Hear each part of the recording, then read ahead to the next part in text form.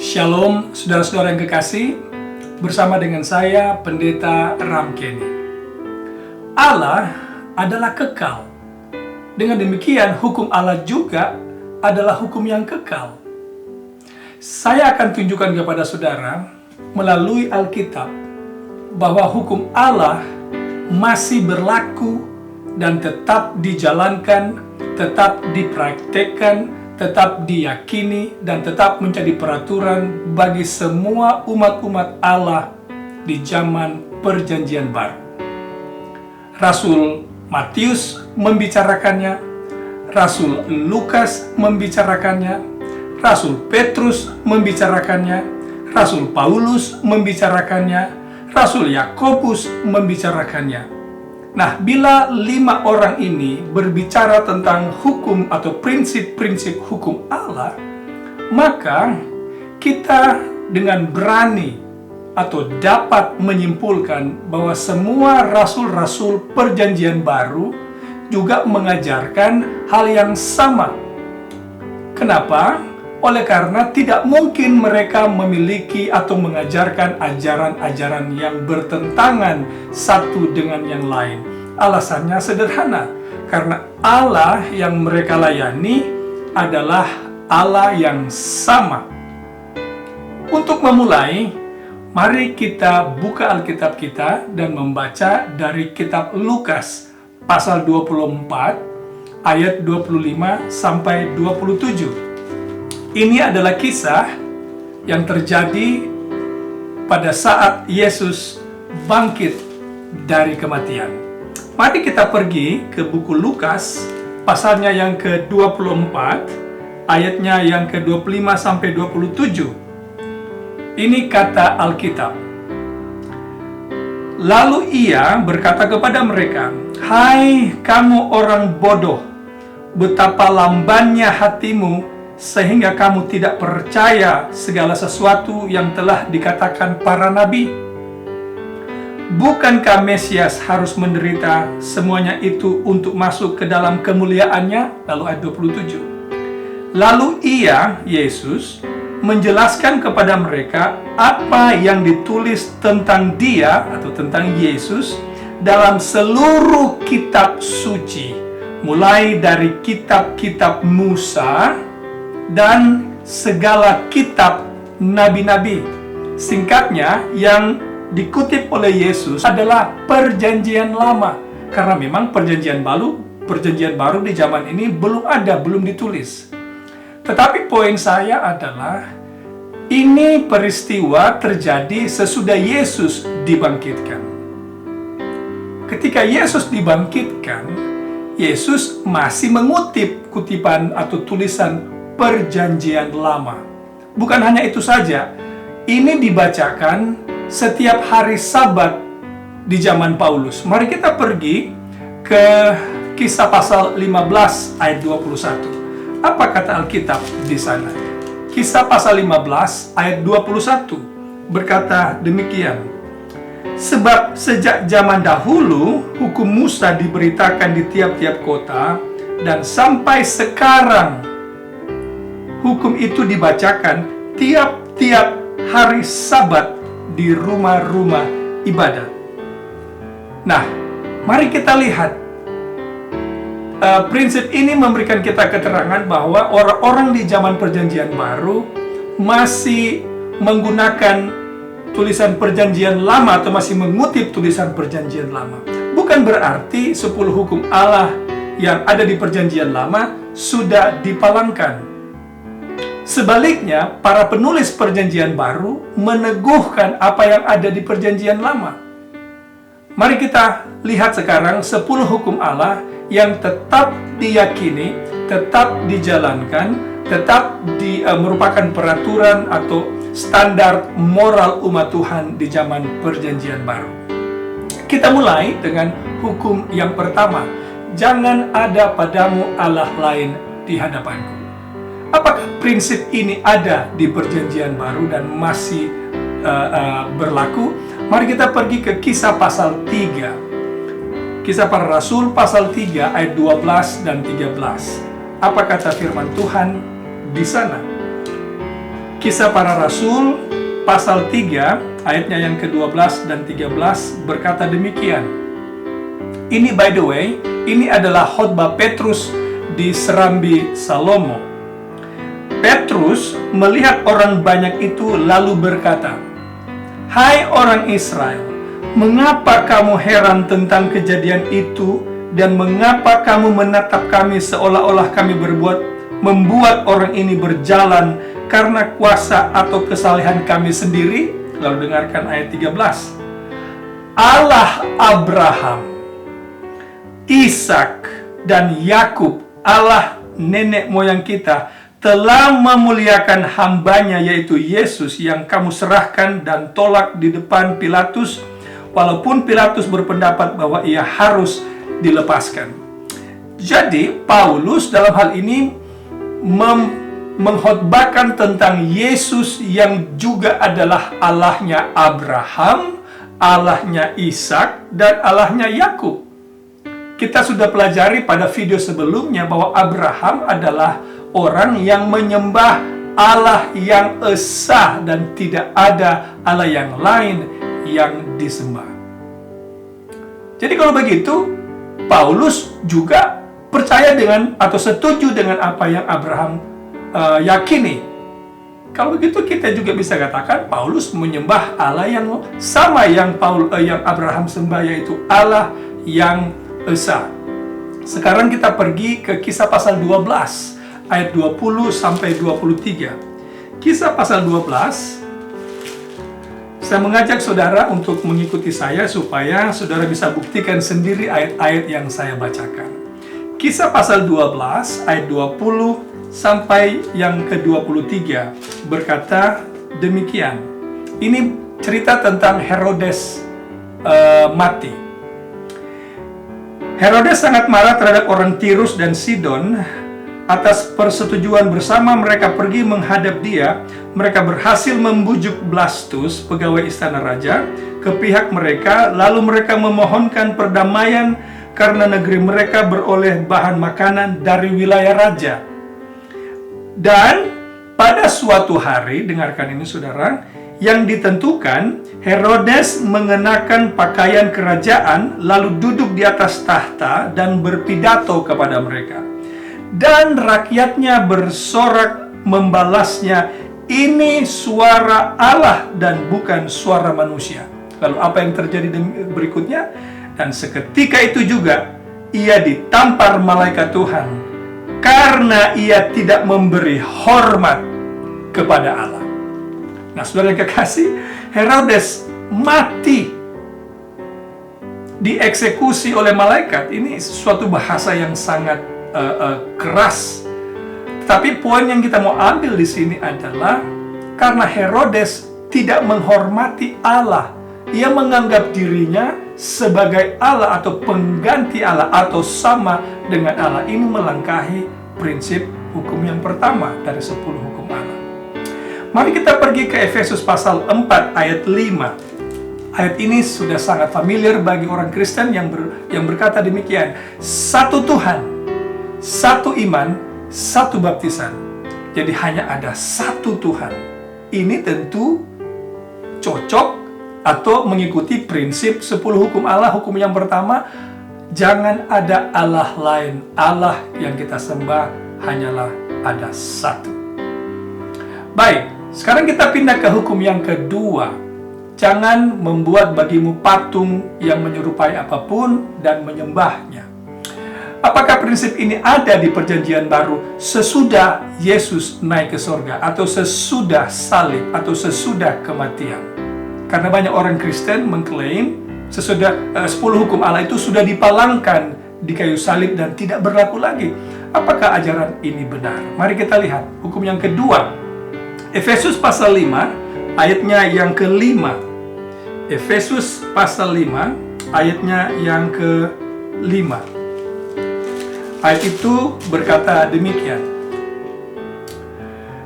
Karena ingatlah ini baik-baik, tidak ada orang sundal, orang cemar, atau orang serakah. Artinya penyembah berhala yang dapat bagian dalam kerajaan Kristus dan Allah. Jadi, para penyembah berhala disinggung dalam ayat ini tidak akan mendapat bagian dalam kerajaan Allah. Apa ini berhala ini, saudara? Ini adalah idol atau Allah yang lain atau ilah, bisa saya katakan, yang disenangi, dicintai oleh orang melebihi Allah. Ini prinsip hukum yang kedua.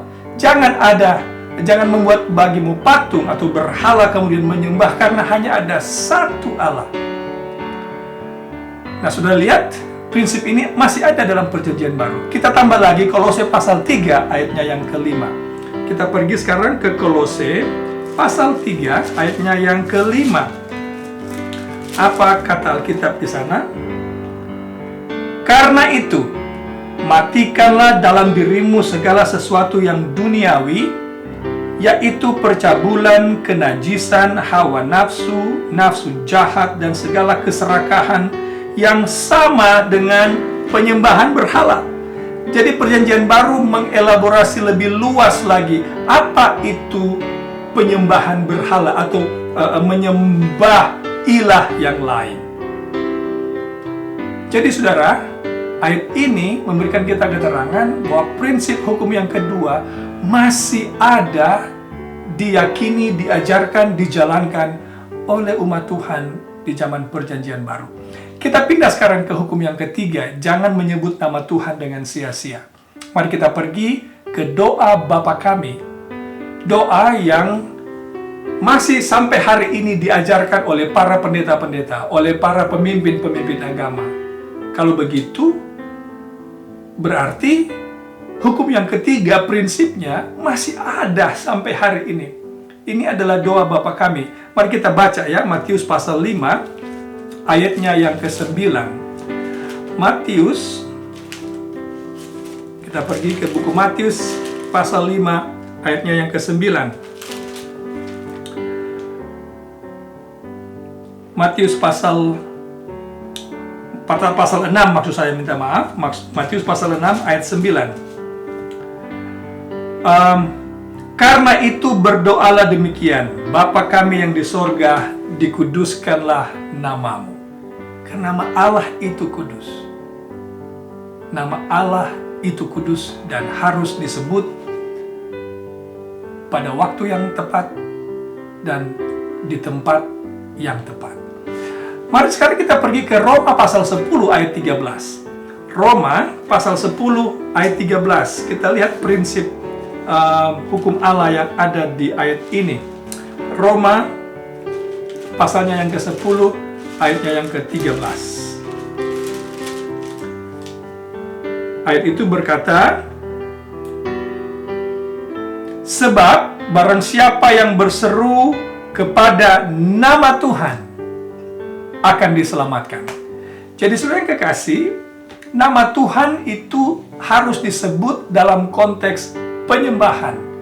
Dan Perjanjian Baru menyinggung prinsip ini dengan sangat jelas. Karena orang-orang di zaman Perjanjian Baru mengerti keselamatan itu hanya melalui nama Yesus Kristus, melalui nama Tuhan, dan harus dihormati. Sekarang kita pergi ke perintah yang keempat, hukum hari Sabat. Oh, saudara yang kekasih, ada begitu banyak referensi dalam Alkitab tentang hari Sabat. Mari kita pergi ke Matius pasalnya yang ke-24 ayat 20. Ayat ini, saudara yang kekasih, adalah nubuatan apa yang akan terjadi kepada Yerusalem sesudah Yesus naik ke surga, atau sesudah kematian Yesus. Apakah hari Sabat masih ada? Kalau Yesus bilang hari Sabat itu sudah tidak akan berlaku lagi, maka ayat ini tidak akan ada, atau Yesus akan berkata yang lain, tidak akan menyinggung lagi hari Sabat. Mari kita baca Matius pasalnya yang ke-24 ayat 20. Ayat itu berbunyi, berdoalah supaya waktu kamu melarikan diri itu jangan jatuh pada musim dingin dan jangan pada hari Sabat. Jadi Yesus tahu sesudah ia naik ke surga, umat-umat Tuhan ini masih akan tetap menguduskan hari Sabat. Itu sebabnya ia meminta mereka berdoalah supaya ketika Roma menghancurkan Yerusalem tahun 70, itu adalah nubuatan yang digenapi tahun 70, masa pelarianmu itu tidak akan jatuh pada musim dingin, karena tidak akan ada orang yang sanggup bertahan selama musim dingin, dan juga tidak jatuh pada hari Sabat. Ini mengindikasikan dengan sangat jelas, saudara, pikiran kita yang jernih dapat melihat prinsip ini dan tidak mungkin salah, bahwa hari Sabat masih dijalankan oleh umat Tuhan sesudah Yesus naik ke sorga, sesudah salib.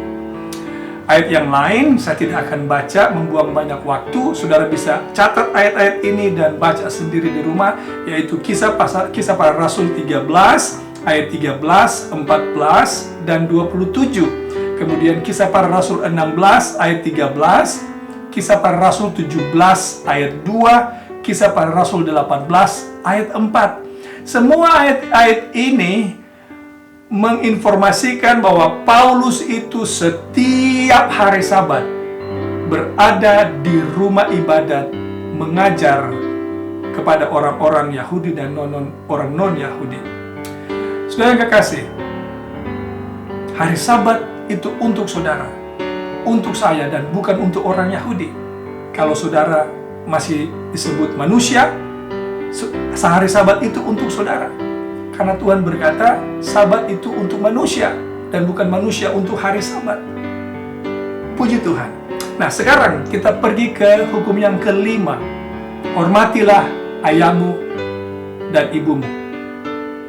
Apakah prinsip ini masih ada dijalankan di Perjanjian Baru, khususnya sesudah Yesus naik ke sorga? Efesus pasal 6 ayat 1-3. Mari kita pergi. Efesus pasal 6 ayat 1-3. Ayat itu berkata, "Hai anak-anak, taatilah orang tuamu di dalam Tuhan." Karena haruslah demikian. Kalau saudara dengar frase ini adalah pengulangan hukum yang kelima di Keluaran pasal 20. Hormatilah ayahmu dan ibumu. Ini adalah suatu perintah yang penting, seperti yang nyata pada janji ini, supaya kamu berbahagia dan panjang umurmu di bumi. Oh, saudara kekasih, sekali lagi ini adalah pengulangan hukum kelima di Keluaran pasal 20 di Perjanjian Lama. Kalau begitu, prinsip ini menerangkan kepada kita kalau hukum ini eksis, maka hukum-hukum yang lain juga pasti ada. Karena tidak mungkin kita katakan hukum ini sudah tidak berlaku lagi, tapi yang lain masih berlaku. Itu sama dengan omong kosong namanya. Nah, mari kita pergi ke hukum yang keenam, jangan membunuh. Mari kita pergi ke Kisah pasal 7 ayatnya yang ke-59. Kita kembali ke buku Kisah Para Rasul. Kisah Para Rasul, by the way, buku Kisah Para Rasul ini ditulis oleh Rasul Lukas. Nah, Kisah pasal 7 ayatnya yang ke-59. Kisah pasal 7 ayat 59 berkata demikian. By the way, kita akan baca sampai Kisah 8 ayat 1. Kisah pasal 7 ini tentang Estefanus dilontari dengan batu, singkatnya Estefanus itu dibunuh. Kita baca. Sambil berlutut ia berseru dengan suara nyaring, "Tuhan, janganlah tanggungkan dosa ini kepada mereka." Dan dengan perkataan itu meninggallah ia. Saulus juga setuju bahwa Stefanus mati dibunuh. Dengar apa kata Estefanus, "Tuhan, janganlah tanggungkan dosa ini." Apa itu dosa menurut Alkitab? 1 Yohanes 3 ayat 4, dosa adalah pelanggaran hukum karena mereka hendak membunuhnya. Jadi saudara yang kekasih, prinsip hukum membunuh masih ada. Kalau hukum membunuh itu masih ada, tidak mungkin kita katakan hukum yang lain sudah tidak ada. Karena kalau satu masih ada, berarti yang sembilannya yang lain juga masih ada, saudara yang kekasih. Tidak berubah. Karena Allah tidak pernah berubah. Nah, Saudara juga bisa baca Kisah pasal 12 ayat 19. Mungkin kita baca juga ini ya. Kisah pasal 12 ayatnya yang ke-19 berkata demikian. Herodes menyuruh mencari Petrus, tapi ia tidak ditemukan. Lalu Herodes menyuruh memeriksa pengawal-pengawal itu dan membunuh mereka. Herodes membunuh, saudara. Kata membunuh, tidak akan kita tahu apa artinya membunuh itu kalau hukum itu sudah ditiadakan. Kalau hukum itu sudah dipalangkan dan tidak berlaku lagi bagi orang Kristen atau bagi umat Tuhan atau bagi seluruh manusia yang hidup zaman ini. Kita pindah sekarang ke yang ketujuh, jangan bersinah. Apakah sesudah Yesus mati prinsip ini masih ada? Kita buka Ibrani pasal 13 ayat 4. Ibrani pasalnya yang ke-13 ayatnya yang ke-4. Ibrani 13 ayat 4 berkata demikian. Hendaklah kamu semua penuh hormat terhadap perkawinan, dan janganlah kamu mencemarkan tempat tidur, sebab orang-orang sundal dan pesinah akan dihakimi Allah. Ini Paulus yang bicara, saudara. Kalau Paulus mengerti hukum yang ketujuh, jangan bersinah, maka ia juga mengerti hukum yang 6 sebelumnya juga masih berlaku, termasuk yang keempat, hukum hari Sabat. Nah, mari saya tambahkan kepada saudara Roma pasal 13 ayat 9. Roma 13 ayat 9. Roma pasal 13 ayatnya yang ke-9 berbunyi demikian. Karena firman Tuhan, jangan bersinah, jangan membunuh, jangan mencuri, jangan mengingini, dan firman lain manapun juga sudah tersimpul dalam firman ini, yaitu kasihilah sesama manusia seperti dirimu sendiri. Ya, sudah lihat, ini Paulus berbicara tentang hukum ini berulang-ulang. Saya tambah satu lagi. Saya tambahkan satu lagi. 1 Korintus pasal 6 ayat 9. 1 Korintus pasalnya yang ke-6 ayatnya yang ke-9. 1 Korintus pasal 6 ayatnya yang ke-9 berkata demikian. Atau tidak tahukah kamu bahwa orang-orang yang tidak adil tidak akan mendapat bagian dalam kerajaan Allah? Janganlah sesat, orang cabul, penyembah berhala, orang bersinah, banci dan pemburit, pencuri, orang kikir, pemabuk, pemfitnah, penipu tidak akan mendapat bagian dalam kerajaan Allah. Oh, saudara kekasih, Paulus itu jelas dalam menerangkan sesuatu. Nah, sekarang kita pergi ke jangan mencuri. Apakah prinsip ini juga masih ada sesudah Yesus naik ke surga? Oh, absolutely. Tidak ada keraguan sama sekali. Kita pergi kembali ke Efesus pasal 4 ayat 28. Mari kita pergi Efesus pasal 4 ayatnya yang ke-28. Efesus 4 ayat 28 berbunyi demikian. Orang yang mencuri, janganlah ia mencuri lagi. Jangan mencuri. Orang yang mencuri, jangan lagi mencuri. Ini adalah pengulangan apa yang ada di Keluaran pasal 20 tentang hukum Allah. Nah, saudara, jadi kita bisa lihat di sini bahwa hukum mencuri itu masih ada. Kalau hukum mencuri masih ada, berarti 7 hukum sebelumnya juga pasti masih berlaku, dijalankan, diyakini, diajarkan, dan menjadi peraturan di zaman ini. Sekarang kita maju terus. Sekarang jangan bersaksi dusta.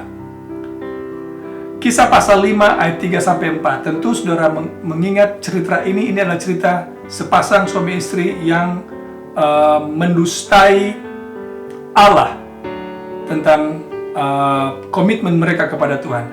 Kisah pasal 5, kita baca ayat ini saja supaya lebih jelas kepada saudara. Kisah pasal 5 ayatnya yang ketiga dan 4. Ayat itu berkata demikian. Tetapi Petrus berkata, Ananias, mengapa hatimu dikuasai iblis sehingga engkau mendustai Roh Kudus dan menahan sebagian dari hasil penjualan tanah itu? Selama tanah itu tidak dijual, bukankah itu tetap menjadi kepunyaanmu?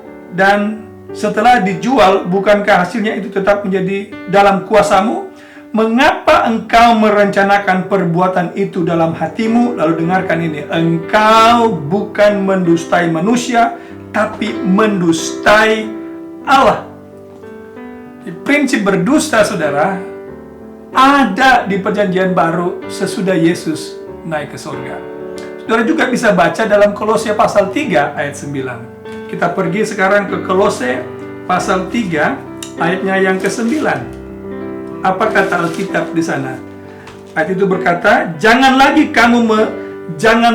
kamu saling mendustai. Oh, saudara yang kekasih, kembali Petrus sangat jelas berulang-ulang dia mengulangi prinsip-prinsip ini. Saudara bisa tambah baca dalam 1 Korintus 6 ayat 10. Paulus menyinggung tentang fitnah. Nah, fitnah ini juga berdusta, saudara. Fitnah artinya menyampaikan sesuatu yang tidak benar, yaitu dusta. Yang terakhir adalah jangan mengingini milik sesamamu manusia. Apakah prinsip ini juga ada dalam perjanjian baru sesudah salib atau sesudah Yesus bangkit dari kematian? Yakobus pasal 4 ayat 1 dan 2. Mari kita sekarang pergi ke Yakobus pasal 4 ayat 1 dan 2. Dari manakah datangnya sengketa dan pertengkaran di antara kamu? Bukankah datangnya dari hawa nafsumu yang saling berjuang dalam tubuhmu? Kamu mengingini sesuatu, tetapi kamu tidak memperolehnya, lalu kamu membunuh. Kamu iri hati, tetapi kamu tidak mencapai tujuanmu, lalu kamu bertengkar dan kamu berkelahi. Kamu tidak memperoleh apa-apa karena kamu tidak berdoa. Saudara kekasih, banyak kali akar dari dosa atau awal mula dosa karena ingin memiliki sesuatu yang bukan milik kita. Nah, jadi 10 hukum Allah sesudah Yesus bangkit dari kematian dan terangkat ke sorga masihlah berlaku dan tetap dijalankan, tetap menjadi peraturan atau standar moral dari manusia, umat-umat Tuhan yang hidup di zaman perjanjian baru. Kalau begitu, kesimpulannya saudara, bila mana ada orang, tidak peduli siapa dia, apakah dia pendeta, dengan gelar apapun yang dia miliki, bila dia berkata 10 hukum Allah ini sudah tidak berlaku lagi, dia menyampaikan hal yang tidak benar. Karena Allah itu Allah yang kekal, Allah itu Allah yang pengasih. Saya berdoa, karena ada juga orang, para pendeta, para tua-tua jemaat, menyampaikan ini dengan tulus karena mereka tidak mengetahui yang benar. Saya berdoa untuk mereka dan meminta kiranya Tuhan juga mengampuni kesalahan mereka dan menuntun mereka ke jalan yang benar, supaya anggota-anggota yang dipimpin juga mendapatkan pengertian yang benar, yang tidak menempatkan keselamatan mereka pada posisi yang berbahaya, karena bisa-bisa mereka ini disesatkan. Nah, semoga penjelasan ini dapat menolong saudara mengerti bahwa 10 hukum Allah mulai dari perjanjian lama dan perjanjian baru masih tetap ada, kekal, bahkan sampai pada dunia baru. Tuhan memberkati saudara sekalian. Kita jumpa lagi pada video yang lain. Tuhan memberkati. Amin.